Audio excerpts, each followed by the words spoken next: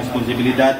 Maong rason nga ang Panabo City Police Station isa sa mga best performing city police station sa Tibuok Piero 11. Unang adlaw karon sa bag-o nga Chief of Police sa syudad sa Panabo nga si Police Lieutenant Colonel Dexter Cuevas. Atong sayran ang iyang mga plano o programa sa Panabo City. Dako ang kadasig ug hagit alang kay Police Lieutenant Colonel Cuevas nga gidawat ang responsibilidad isip bag-ong hepe sa syudad.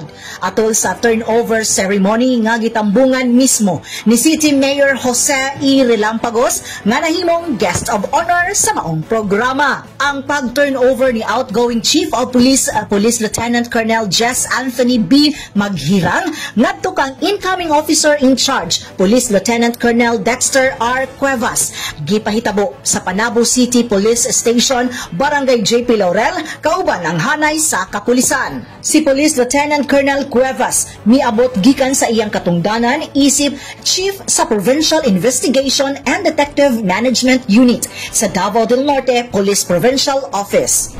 Isa sa mga focus na to is kadtong strengthening police visibility. Doon ay ingon si Chief PNP nga kadtong kinahanglan gyud ang swift response, no? In 5 minutes katong mga tawag mga emergencies dapat address na to within 3 to 5 minutes na nang ato ang kapulisan ato atong strengthening ato atong pakusgan pa, no?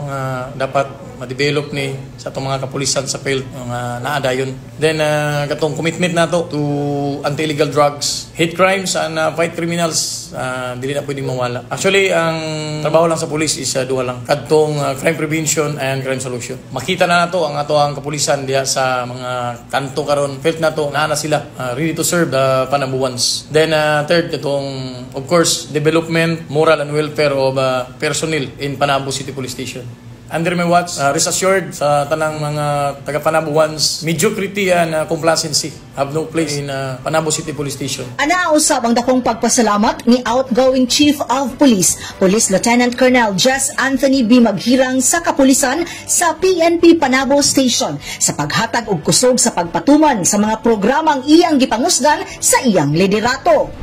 First of all, ang dakong pagpasalamat sa atong Halangdong Mayor, Mayor Jose Relampagos sa chance, opportunity nga gihatag niya sa kuha na makasilbi ko sa Panabo City. Pasalamat po ko sa mga other LGU officials, no? Especially kay Ma'am Joanne Pagos Kapuyan sa suporta, other LGU officials, kay City Administrator, sa tanan, sa mga barangay captains, o sa katawan sa Panabo City. Kakong garbo na ko nga tagaan po higayon nga magsilbi sa Chief of Police sa Panabo City. Gihagit usab sa mayor sa syudad nga palabuan ni incoming officer in charge Police Lieutenant Colonel Cuevas ang mga kahimuan o accomplishments ni outgoing Maghirang. Kauban sa kamera si Christian Costaniemo, kini si Dali Amag nga gikan sa City Information Office Broadcast Services alang sa Frontline News Panabo. Importante, informed.